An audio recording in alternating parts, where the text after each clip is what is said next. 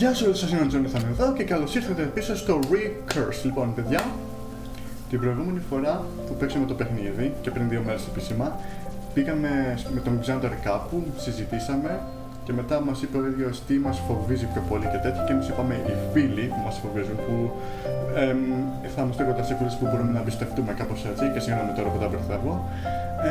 Μετά γράψαμε ένα ποίημα στο diary και τώρα μας δείξαμε την τέτοια και ψάχνουμε ρούχα για να φορέσει τώρα η Allison. Οπότε, για να δούμε τώρα στη συνέχεια τι θα γίνει με την Allison και με την τέτοια. Θα καταφέρουν να βρουν ωραία ρούχα και να φορέσει η Allison, ποιος ξέρει. Revka, scampered, ναι, νομίζω το έχουμε διαβάσει αυτό. Ας το ξαναδιαβάσουμε πάλι γιατί όχι. Revka scampered the rocks and pulled out a black leather jacket, then some ripper jeans from another rack. The leather jacket looks cool, I admit, but those ripper jeans screams homeless. Okay, you hold on. The jacket and I'll look for more clothes for you to try on. I thought we were shopping for you, not me. You barely picked out anything for yourself, you see. How about you find some clothes for me to try on then? Fine, but don't complain if I make you try something ridiculous. No. I fear nothing. Then you have a deal. I wanted it thought that rags my fingers idly skimming over fabrics. What should I get for her to wear? A mischievous thought crossed my mind as I stopped a bright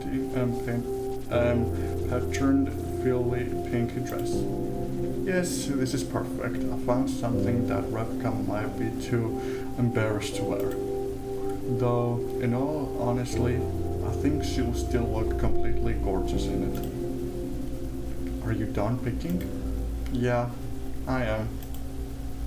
I present Revka with the selective garments. You're evil. I thought you feared nothing. Fine, but if I try this on, you have to try what I picked for you. Oh no. The excitement of stealing Revka almost distracted me from the fact that I also happened to wear whatever she had picked for me. Ta-da! Revka pulled out elegant red dress from behind her back, completely with a prominent bow tie at the front. Ah, I thought I said nothing girly. No, you said no frills, no pink, and nothing revealing. This dress filters your curtain. It looks kind of pink. It's not pink, it's light red. I looked down, gripping the fabric of my sleeve. But a dress? What's wrong? I never consider myself pretty enough to wear a dress. I'm one tier below average at best.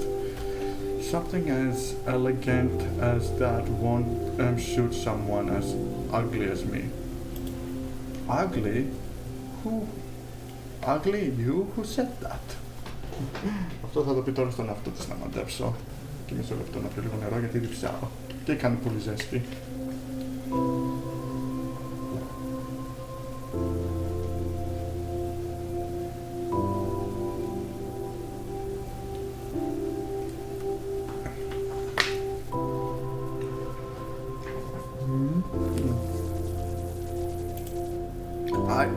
I don't know, a lot of people. My mind flashes with countless memories, thoughts about my chubby cheeks and once written skin, thick cleaves and orthodox curls. Revka was silent for a moment. Then without warning, she shoves the dress into my arms and pushes me into the fighting room. Hey, try it on. You won't know if it suits you unless you try it, right? But Revka, no buts, just try it. I'll show you that all of them were wrong. As I stepped inside and shutting the door behind me, I scrutinized the dress before me. The material was soft, flowing, nothing like the oversized hoodies and baggy jeans I usually wore. Well, here goes nothing. Να δούμε πώς έγινε. I stepped out of the fitting room with arms across my torso and eyes darting about in embarrassment. I knew it. This was a bad I knew it. This was a bad idea. It looks horrible on me, doesn't it? Oh my God. You look absolutely gorgeous in that dress, Allie. Just as I was about to protest, Revka suddenly spun me around and pitting me face to face against my own reflection. Oh, look at you, you're stunning. The dress red accented the color of your eyes and the fabrics seems fit you perfectly, completing your body's shape. Do you really think so? Girl, look at you. I fiddled with my fingers and looked down. I wasn't sure where to look when Revka told me to look at myself.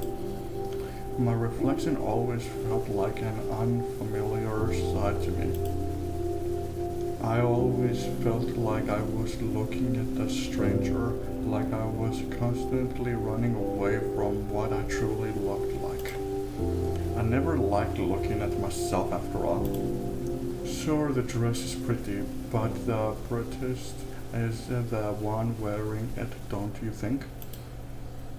Lots of clothes styles would look good on you, but ultimately you wouldn't like it if you were comfortable living in your own skin. That's why you need to recognize the beauty that lies right here. Revka pulled me closer and smiled. And that is the voice that lies within you. The voice within me?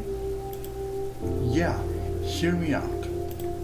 No matter what anyone says or does, those outside of you cannot possibly take from what's within you unless you let them.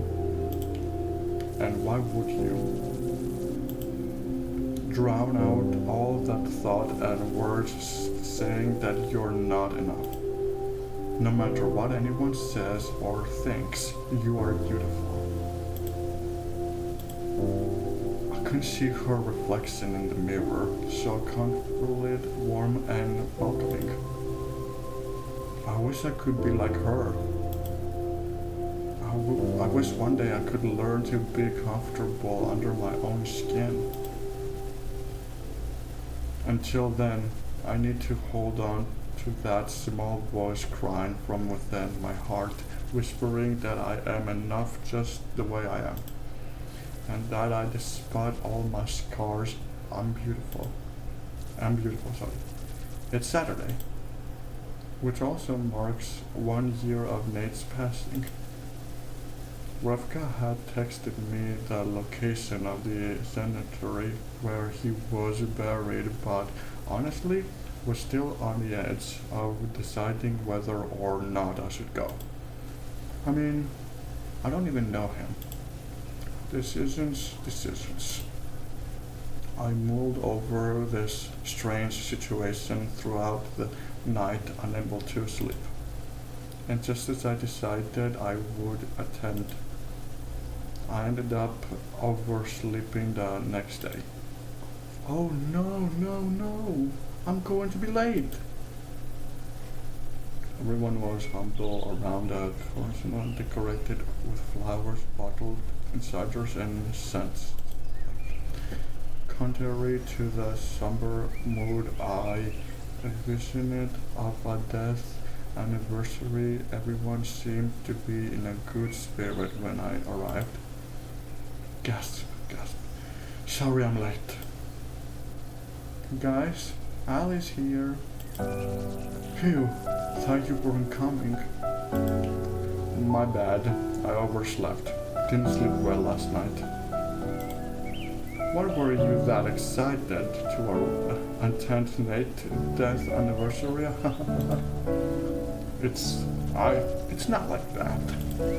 Well, now that Ali's here, let's do a toast, shall we? Another one? It's only 11 and we've had like 3 shots already. But this time, Ali's here, so custom says we should toast again. Scott handed me a shot glass and poured whiskey into it. You drink, Ali? Maybe ask her before you give her the shot. You don't have to drink it if you don't want to, Ali. Don't worry, I can handle my alcohol. Και καταρχήν πόσο χρόνο είσαι για να πεις alcohol? Scott raises his glass, grabbing everyone's attention. Alright, let's raise our glasses, everyone. Today we're here to honor Nate's life, his spirit, and all the memories and lessons he left with us. It's been a year since his death, and it hasn't been easy for any of us. For us.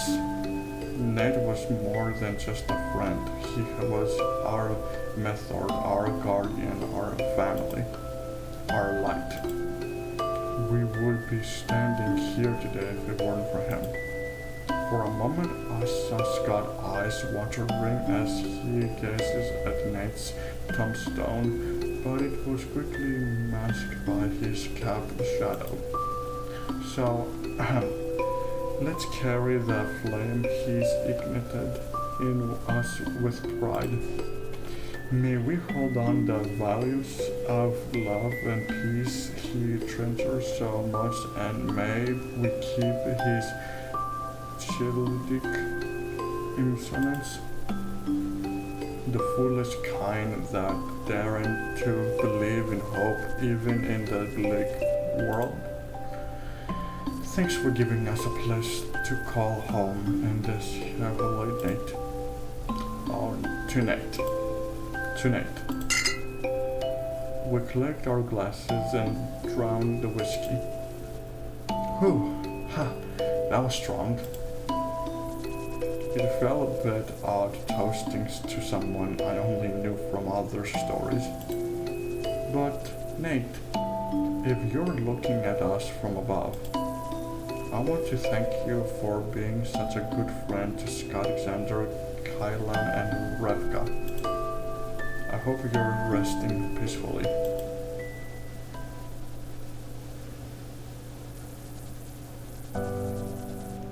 And for all your pie recommendation, favorite bar chains, and the best fish and chips in town, heck, tonight. Scott raises his glass and was about to drink another shot before Kyle stopped him. Okay, I think you've had too many drinks, Scott. No, not enough. Scott poured the bottle of whiskey into his shot glass and raised his arm once again. To Nate for being the best drinking buddy. May you drink to your heart content even in the deterrent life. Cheers. And yet another shot disappears into Scott's bottomless stomach. Όπα, το πάτησα κατά λάθος αυτό.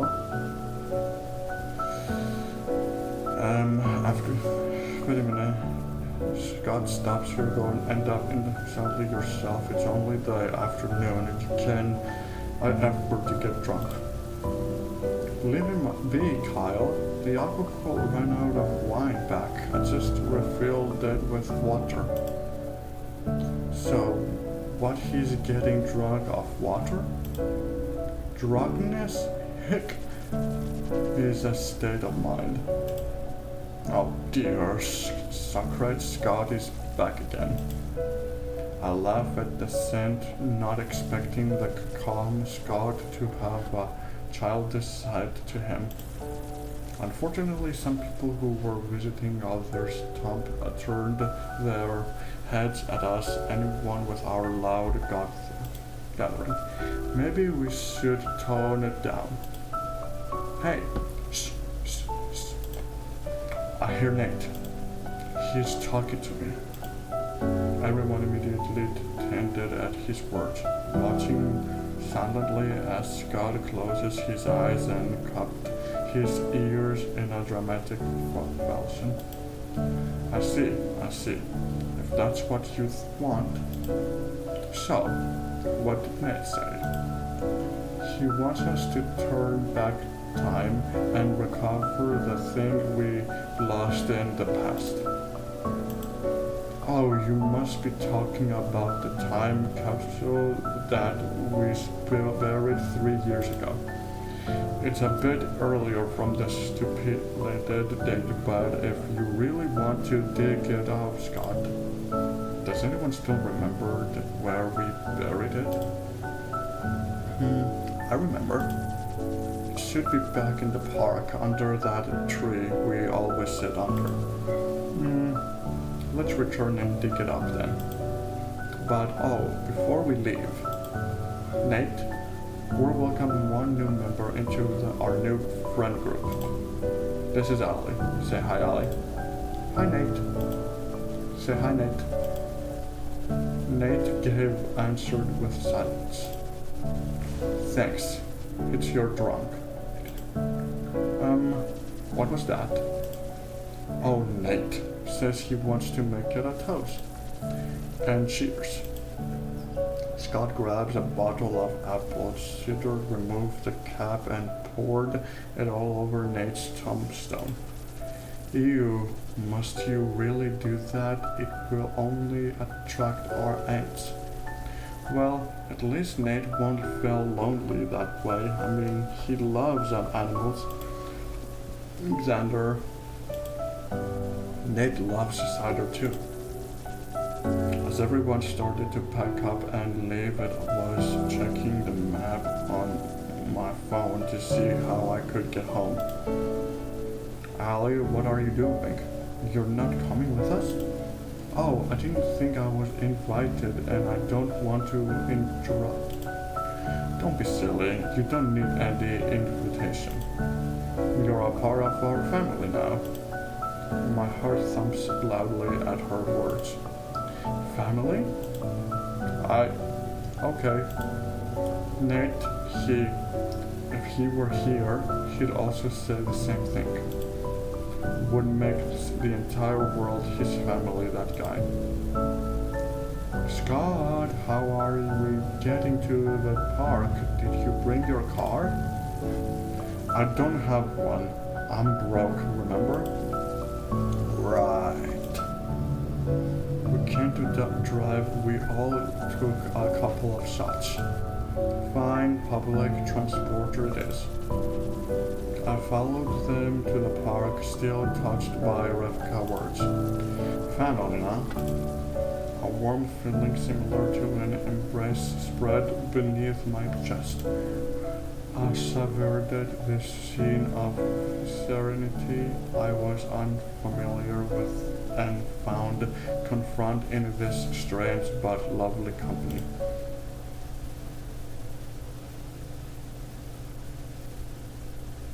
Having brought no solves for it improvement example, we used plastic spoons to dig up the time capsule that Nate and the gang buried under the tree. It was the same tree I fell asleep under last time.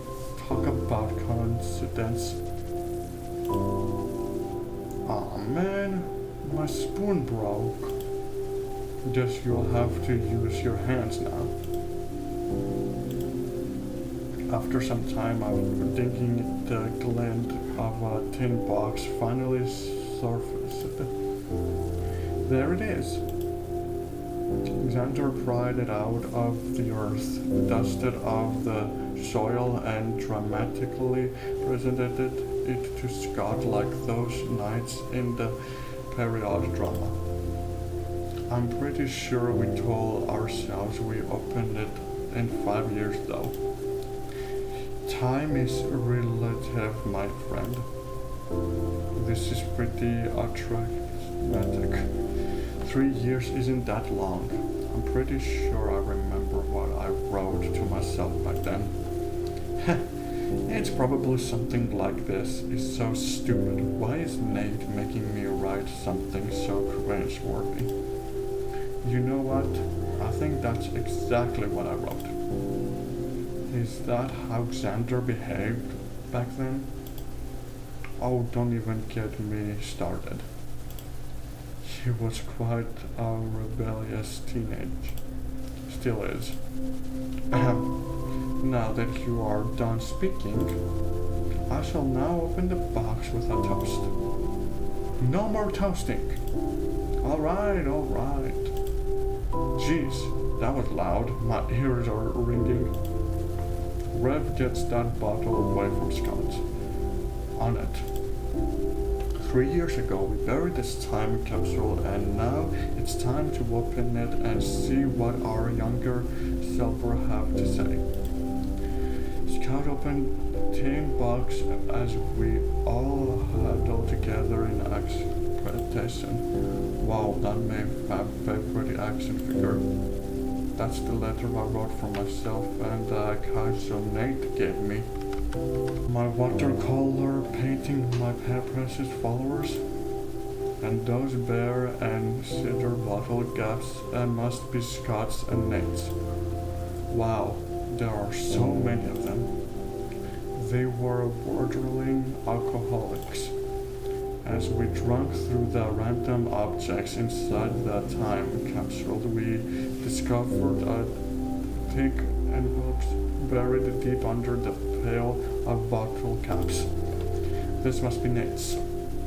You think it's alright if we open it?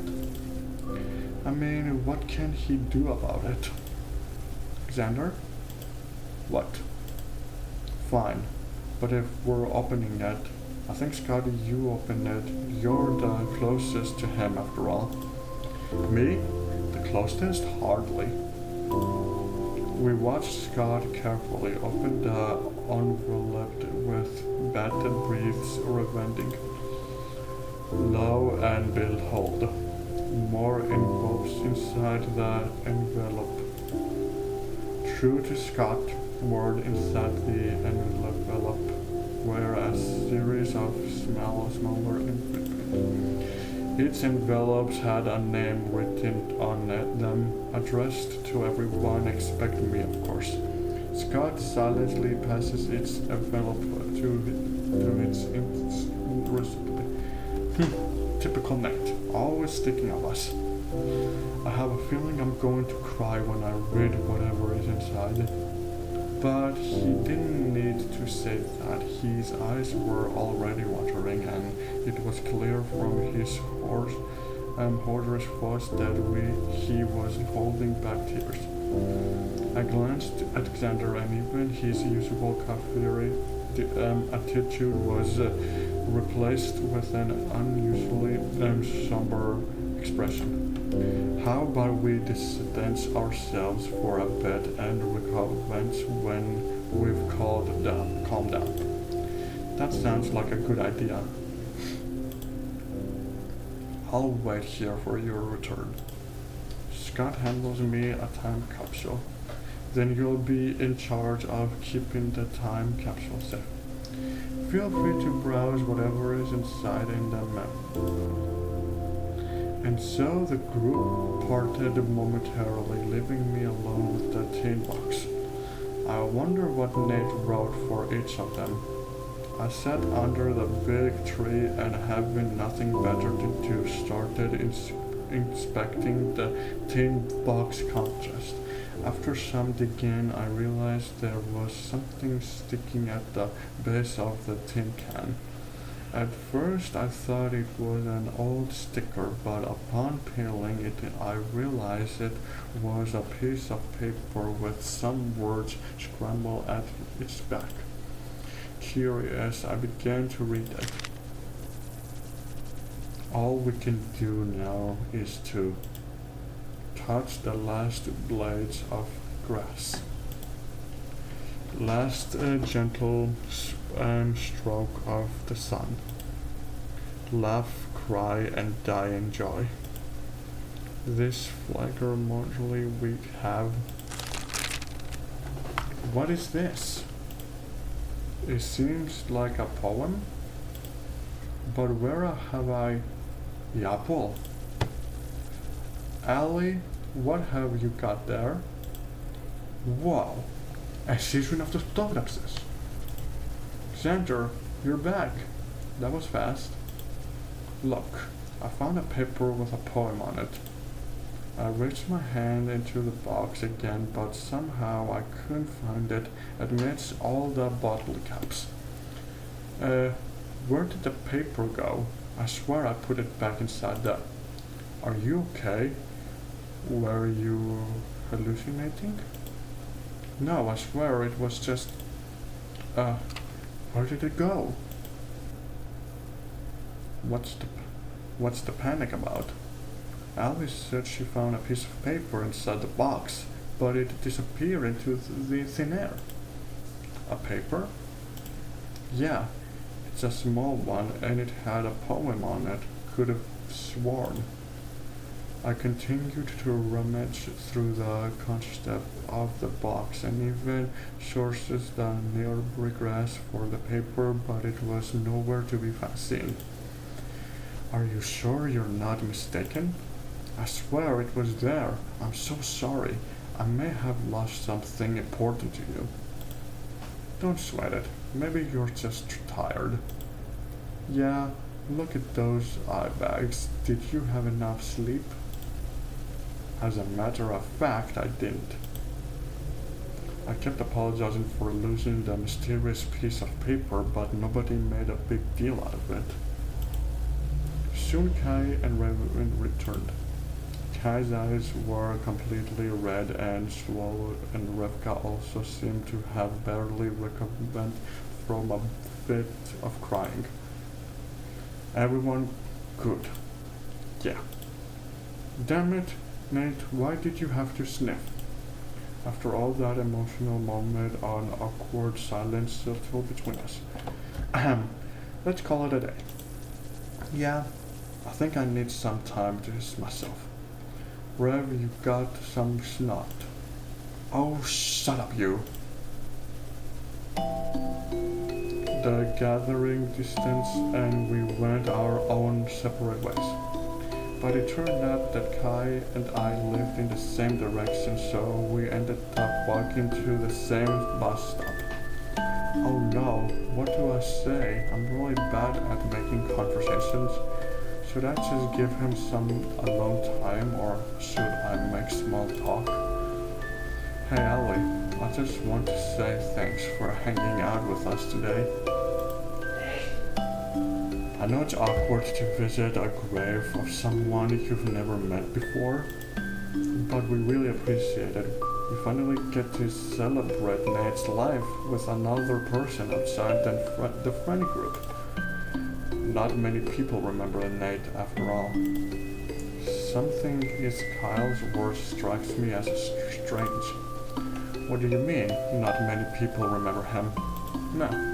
What about his family? Well, how do I put this? We did say that Nate is our dear friend. He got us through the darkest periods in our lives, but to be very honest, we don't know much about his personal life. His family, his friends, where he comes from, he kept it all a secret. He didn't like speaking about them for some reason, and we respected that. After all, we know best that people have things they don't want to talk about. But I thought you guys were best friends. Scott might know more about him since he knows him for much longer, but I don't know, he's just pretty secretive. But the memories we had with him, they felt like this for an eternity. Sometimes I think that he's an angel sent to save us, and now that he did his job, he's returned to heaven. I know I should too dramatic, right? But it isn't an understatement to say that he saved us. He left us with peace of his heart that spurred us to keep on fighting and living. He meant that much to all of you, huh? I wouldn't be here if it weren't for him. Xander said the exact same thing. How did you meet Nate, Kyle? Let's see. I was still university student back then, helping out with my family business at the same time. I was stuck in this cycle of constantly working myself to death just to pay bills and put food on the table. And then my family went through a rough patch. I quit college and gave up my dreams to become a musician, choosing to focus on restoring my family's business. Back then, there was simply no time for doing the thing I love, the thing that makes me feel like me again. And since my dreams had been stripped away, it felt like there was no point in living. One day, when I was playing my violin at the park, there was a man listening intently. Let me guess, Nate.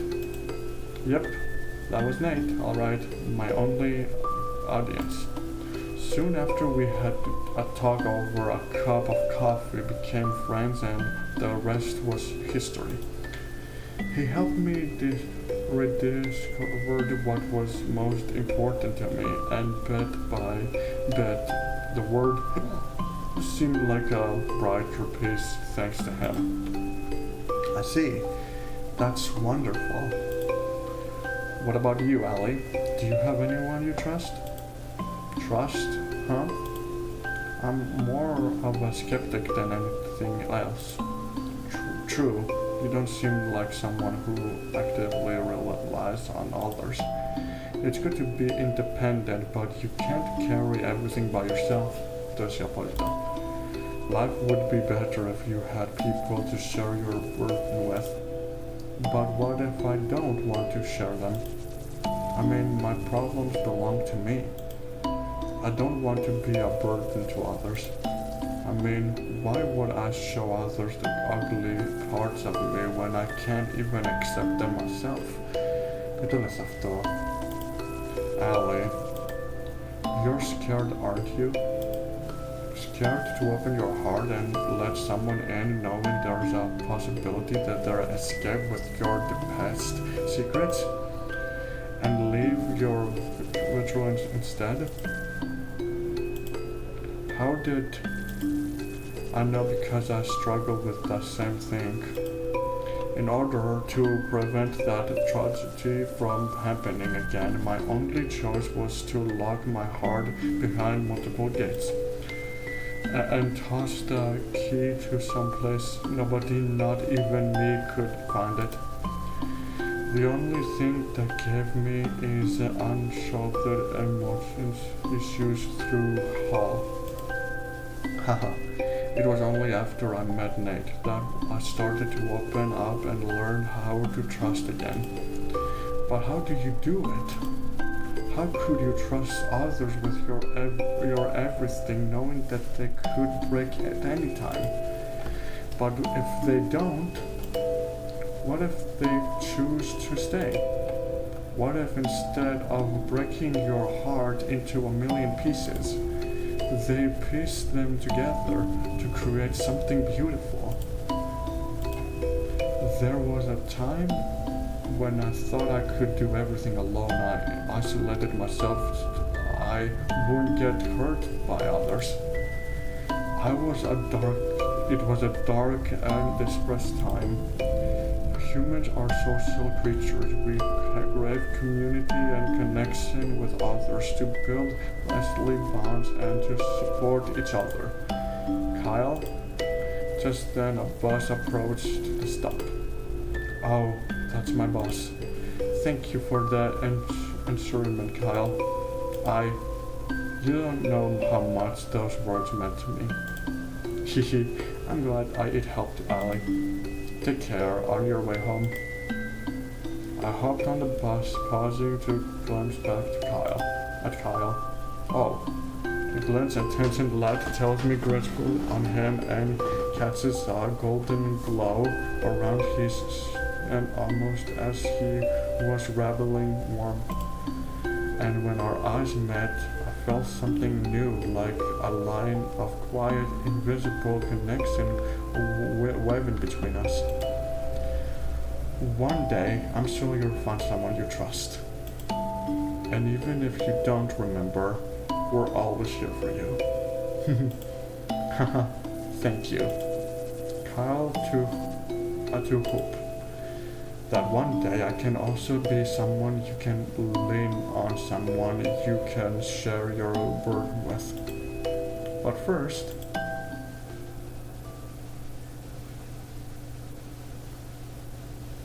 I need to learn how to open my heart again.